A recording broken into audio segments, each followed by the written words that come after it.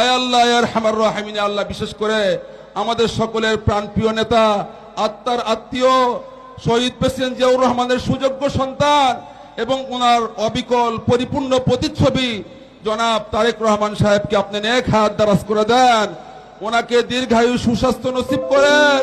আয় আল্লাহ ওনার মাধ্যমে আল্লাহ দেশের আল্লাহ খেদমত দেন, দেশ এবং জাতির খেদমত করার তৌফিক দান করেন।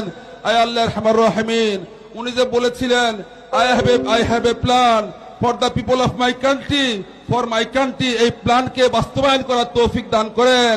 আয় আল্লাহ আপনি ওনার সহায় হয়ে যান। আল্লাহ আপনি আমাদের দেশকে শান্তি দেশ বানাই দেন। ওনার আল্লাহ জনাব তারেক রহমানের সাহেবের চলার পথকে আপনি নির্বিঘ্ন করে দেন, চলার পথের বাধা বিপত্তি আপনি দূর করে দেন।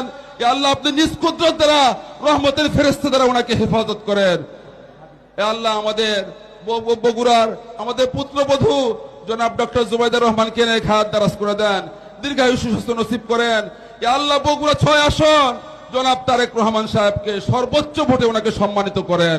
বগুড়া 7টা আসনের ধানের শীষের প্রার্থীদেরকে আপনি সর্বোচ্চ ভোটে সম্মানিত করেন।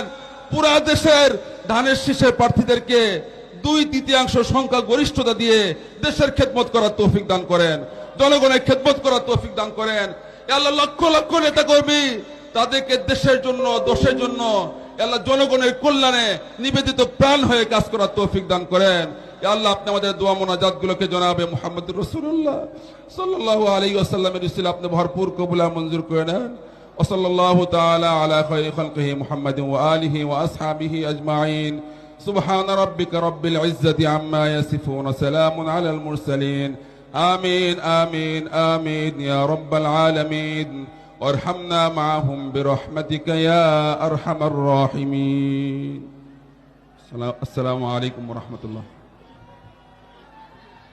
প্রিয় উপস্থিতি, আর অল্প কিছুক্ষণের মধ্যেই আমাদের নেতা বক্তব্য রাখবেন।